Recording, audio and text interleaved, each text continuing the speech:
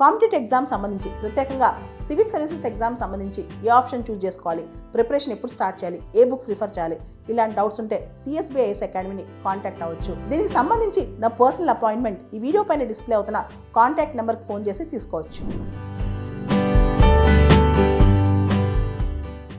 భారతదేశంలో ఈ vehicles, electric vehicles promote చేయడానికి గవర్నమెంట్ ఆఫ్ ఇండియా చాలా చర్యలు తీసుకుంటుంది.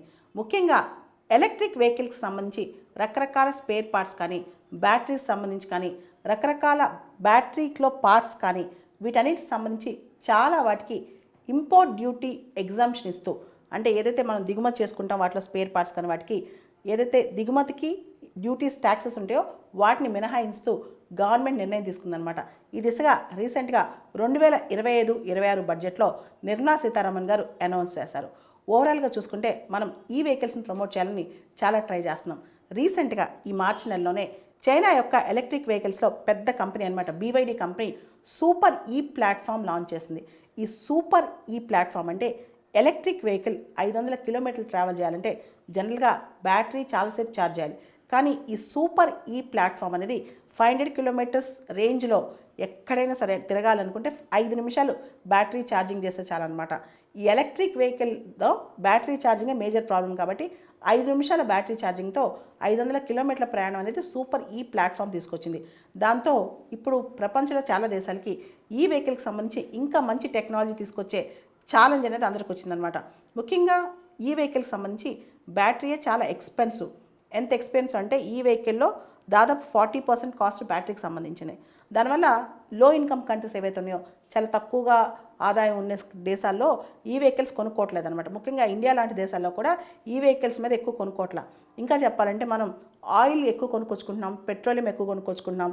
అయితే ఈ వెహికల్స్ వల్ల మనం ఎన్విరాన్మెంటల్ ఫ్రెండ్లీ వెహికల్స్ కూడా తయారు చేసుకోవచ్చు. కానీ చాలామంది ఈ వెహికల్స్ ఇష్టపడిపోవడానికి కారణం ఎక్కువ ఖర్చు, తర్వాత దానిలో బ్యాటరీ ఛార్జింగ్, వీటన్నిటి వల్ల ఈ వెహికల్స్ సంబంధించి మనం ఇంకా వెనకబడే ఉన్నాం అనమాట. ఓవరాల్గా చూసుకుంటే చైనా మొత్తం ప్రపంచంలో ఈవీ బ్యాటరీస్లో, వరల్డ్లో ఎలక్ట్రిక్ వెహికల్స్ బ్యాటరీస్లో 70% మార్కెట్ చైనాదే. ముఖ్యంగా అక్కడ దొరికే రేర్ ఎర్త్ మెటల్స్ కానీ క్రిటికల్ మినరల్స్ వల్ల చైనా చాలా అడ్వాంటేజ్ పొజిషన్లో ఉంది. ఈవీ బ్యాటరీస్లో ప్రత్యేకంగా లిథియం ఐరన్ ఫాస్ఫేట్ బ్యాటరీస్ చాలా ఇంటర్నేషనల్ స్టాండర్డ్స్తో తక్కువ ఖర్చుతో చైనా తయారు చేస్తుంది. కానీ ఇండియా దానిలో వెనకబడి ఉంది.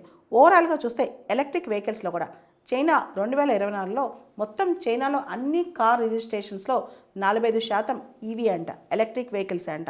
చైనాలో ఉన్న కార్ల రిజిస్ట్రేషన్స్లో లాస్ట్ ఇయర్ 2024లో 45% ఈవీనే. ఇండియాలో అన్ని కార్స్ వెహికల్స్ రిజిస్ట్రేషన్లో ఓన్లీ 2% ఎలక్ట్రిక్ వెహికల్స్. ముఖ్యంగా ఇండియాలో ఈవీ ఎలక్ట్రిక్ వెహికల్స్ మార్కెట్లో ఎక్కువ డామినేట్ చేస్తుంది కూడా 2 వీలర్సే. దాదాపు 2024లో 1.14 మిలియన్ యూనిట్స్ ఆఫ్ 2 వీలర్స్ అమ్ముడుపోయాయి. మొత్తం ఈవీ సేల్స్లో లాస్ట్ ఇయర్ ఎలక్ట్రిక్ వెహికల్ సేల్స్లో 60% 2 వీలర్సే అంట.